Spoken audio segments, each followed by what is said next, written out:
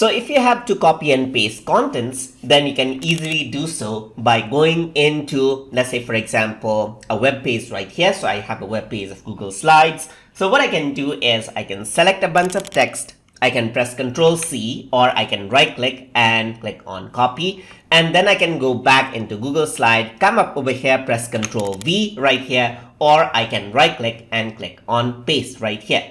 But once I do that, what happens is that you can see that all of the formattings are copied as well. So there's Google Slide that is in bold. These are blue, that is, it is hyperlinked right here. So all of the links and everything, all the formats are preserved. But if you want to paste it without formatting, then what you can simply do is paste it without formatting. So if I were to click on new slide right here, and if I were to right click, you have another option right here. That is paste without formatting. So if I were to click on this right here, you can see that it pastes the content in native format, which is there by default in the theme of the PowerPoint slide that you chose.